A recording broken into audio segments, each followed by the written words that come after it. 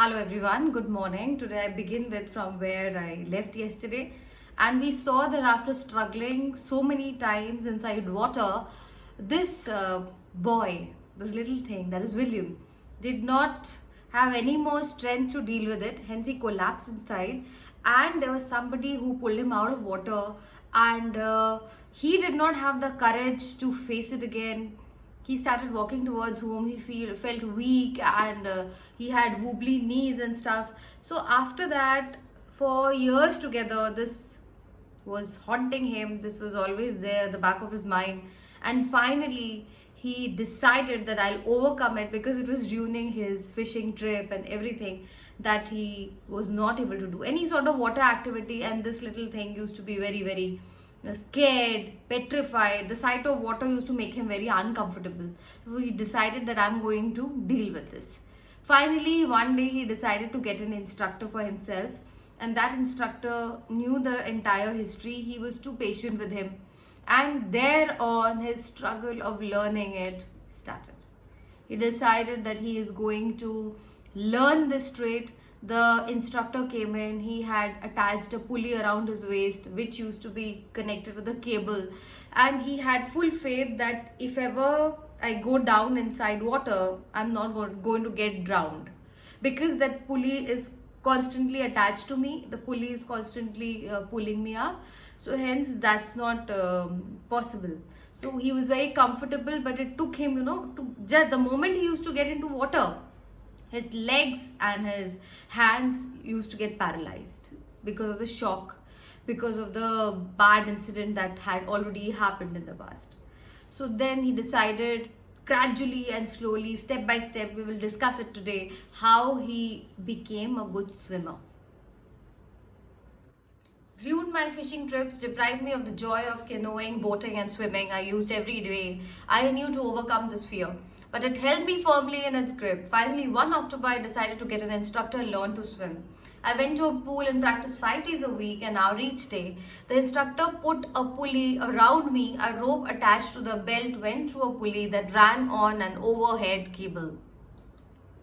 He held on to the end of the rope and went back and forth across the pool, hour after hour, day after day, week after week. On each trip across the pool, a bit of the panic seized me. So I was already telling you that this instructor was trying to help him how to swim, and it was not a very easy process. The moment he used to get into water, his limbs and hands, everything became a dead weight, and he couldn't move. So hence, gradually, after week by week, he used to just move back and forth, and slowly and gradually, each time he used to get in, that older panic used to grab him, seized us to grab him again. Each time the instructor relaxed his hold on the rope and went under, some of the old terror returned and my legs froze. It was 3 months before the tension began to slack. Then he taught me to put my face under water and exhale, and to raise my nose and inhale. So which shows the instructor was too patient with him. For just asking him to move his arms and legs inside water, it took him 3 months, and then the process of exhaling and inhaling started. So this took him a long time. I repeated the exercise hundreds of times. Bit by bit, I shed part of the panic that seized me when my head went under water. So each time I used to get into water, I used to try this, and I was shedding my older panic that used to grab me and capture me the moment I used to put my head into water.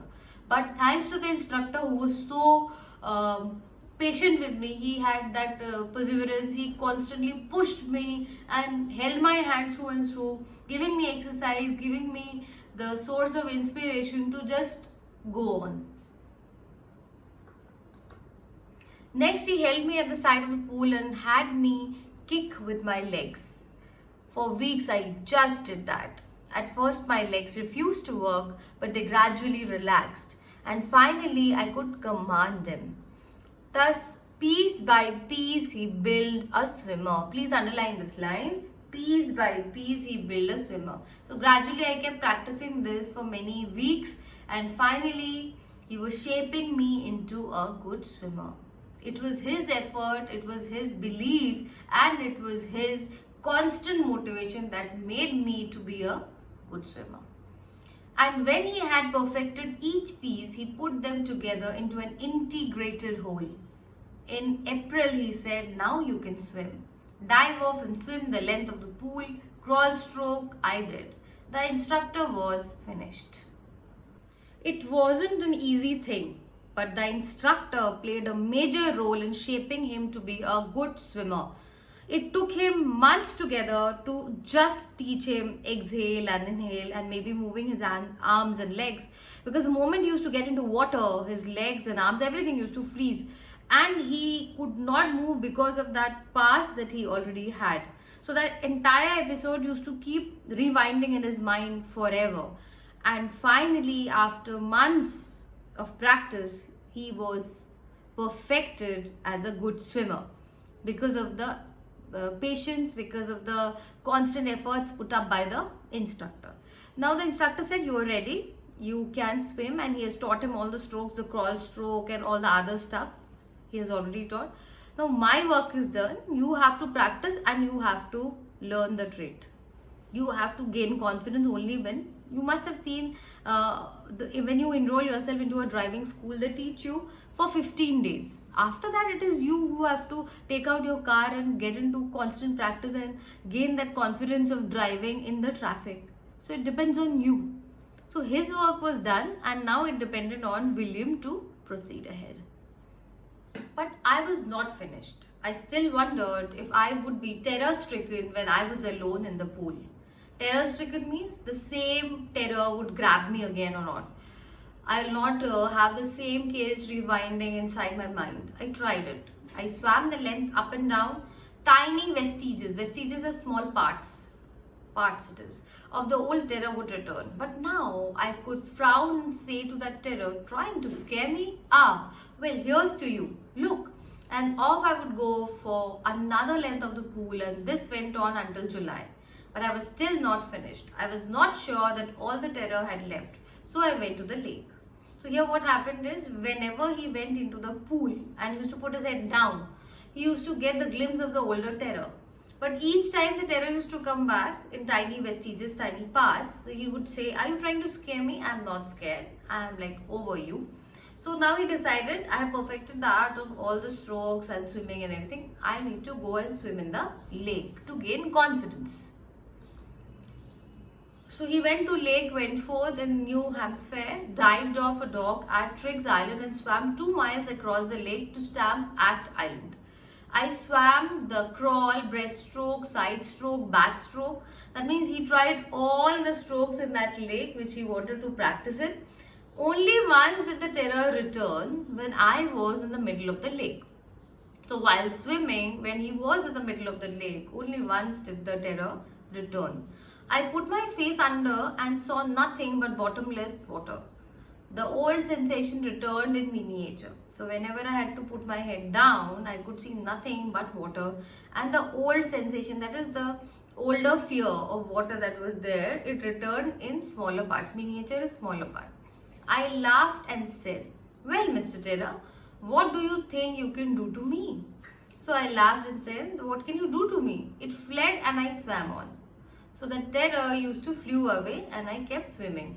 Yet I had residual doubts. Residual is leftover. You must be knowing, no, in a furnace, whatever is burned out, whatever is remaining as ashes, they are your residue.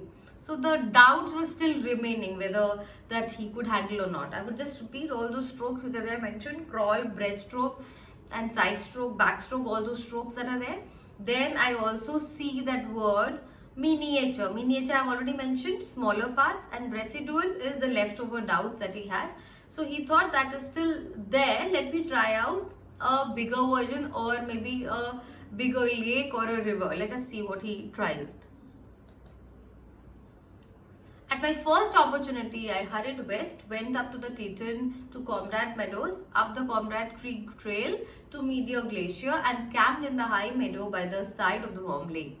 The next morning, I stripped, dived into the lake and swam across to the other shore and back, just as John Copton used to do. I shouted with joy, and Gilbert Peak returned the echo. I had conquered my fear of water. The experience had a deep meaning for me, as only those who have known stark terror and conquered it can appreciate In death there is peace. So then, as he told you that there was still some leftover doubts inside his mind, so to clarify that, he started swimming in that Comrade lake. And when he did that, after swimming for a longer distance, he said finally that I have conquered the fear of water.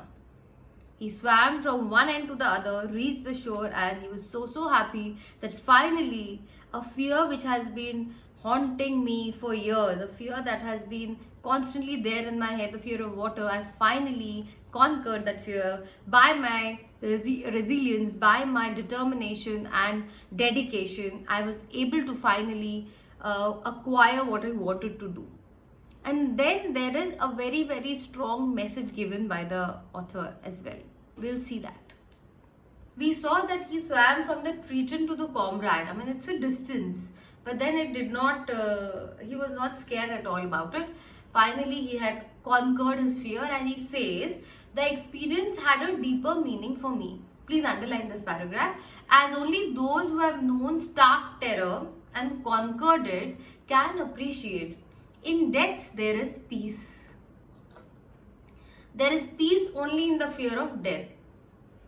Okay. Al Roosevelt knew when he said, all we have to fear is fear itself, because I have experienced both the sensation of dying and the terror that fear of it can produce. The will to live somehow grew in intensity. At last, I felt released, free to walk the trails and climb the peaks and to brush aside fear. Children, please mark the last lines, which is very important. The experience had a deep meaning for me, as only those who have known stark terror and conquered it can appreciate. In death, there is peace. The author says that people who have understood, people who have closely seen terror, only those people can understand what I'm talking about. And he says this incident has left a deep impact on my mind because it has intensified the will to live. Number one, obviously, it was just a near-death experience for him, and hence he realized that life is more important than anything else. And if you are living, that's the biggest blessing of God. So hence he says that this entire episode was eye-opener for me, and it has glorified, intensified the will to live. Moreover, he says that I have learned one thing, that the will to live is more important than anything else, and what we have to fear is the word fear itself. He says death is peaceful.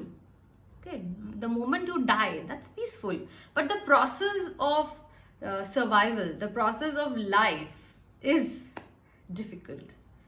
Basically, if you reach that ultimate destination, that's quite normal, that's quite serene and peaceful, but the process of struggle, the process of living is difficult. And according to an American president, Roosevelt, he says all we have to fear is fear itself. That is, fear is a word that has to be scared of, otherwise nothing in the world should scare you.